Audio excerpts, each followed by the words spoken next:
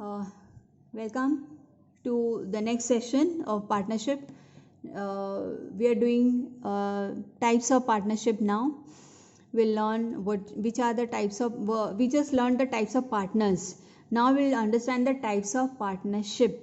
So any partnership that is entered by the different partners, it is either on the basis of duration or it is classified on the basis of liability. Now, in case of classification on basis of duration, means how long the period of partnership form will be. So there are two ways: partnership at will and particular partnership. So partnership at will, by name you can understand that whenever the partners decide that as long as they want to continue, it will remain as a partnership firm. But once they've decided, if any of the partner wants to discontinue, he can give a notice of withdrawal, and this way the partnership will come to an end. So this is according to the will of the partner that it can be stopped or discontinued. Then we have particular partnership. Means a partnership can be decided according to some project, a particular project that they want to accomplish, or they may decide that okay, we'll have this partnership form say for 5 years. So either it is according to the time or it is according to the project. Suppose they want to undergo a project of construction of a building. So till the building is construction is going on, partnership form will be there. Once the building is constructed and all the necessary formalities are done, the project is over, then the partnership will automatically stop and it will be terminated. Or if they've decided for a particular period, say for 5 years or 10 years, then immediately at the end of the period it will be terminated. Now, classification on the basis of liability. Now, generally, the type of partnership which we have understood earlier, that is a general partnership which has those regular features of unlimited liability. Registration is optional. How the acts of partners will be binding on each other, and how it will be terminated in the event of death, insolvency. So these are the regular features. So that is called as a general partnership, in which generally the partners have unlimited liability. But because of this drawback that once you start partnership firm, means the partners will have unlimited liability. So in the event of loss, because an act of one partner, it will be suffered by all, and they may also have to be paid from their personal properties. So this drawback of unlimited liability discourages people to go for partnership firms. Now, generally, partnership firms are basically within the people, entrepreneurs who have limited resources, and they're quite successful starting such partnership firms with limited resources. And these are called small scale industries or small enterprises.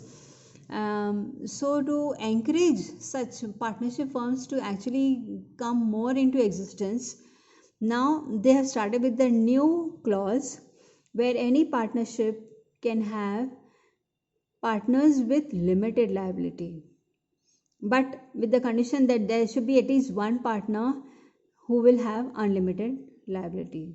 So if any partnership is made with the condition that some will have limited liability and at least one partner will have unlimited liability, then that is called as limited partnership.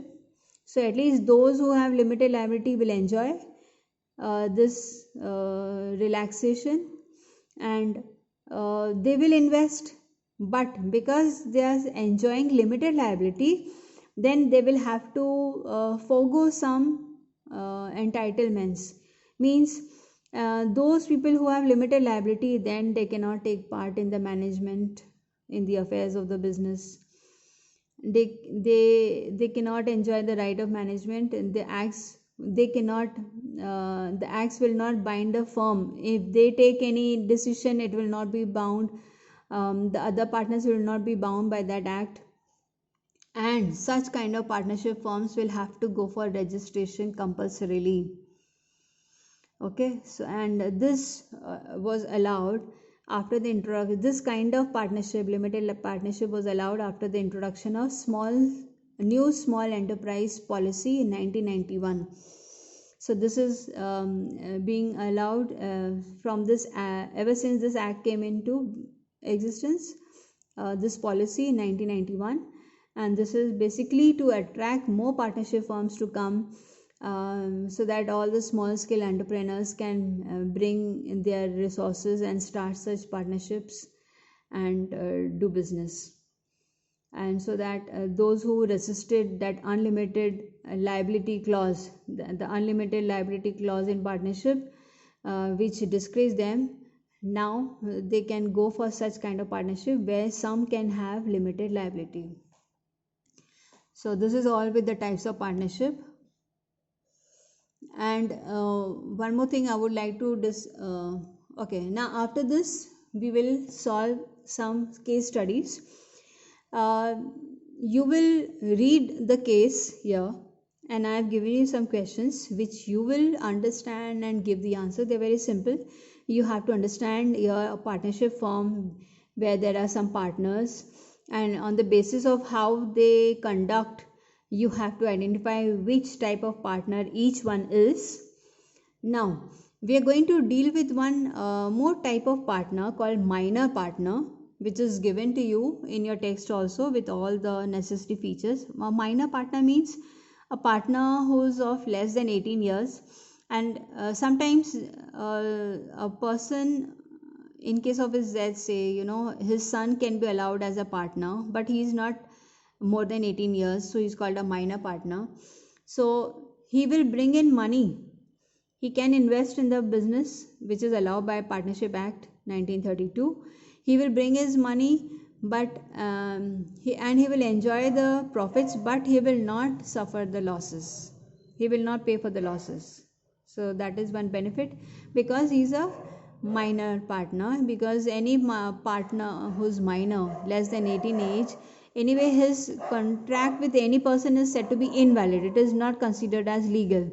So to that extent, he will enjoy the profit because he has invested money, but he will not suffer the losses, and his liability also is limited. So that is what you have to remember in minor.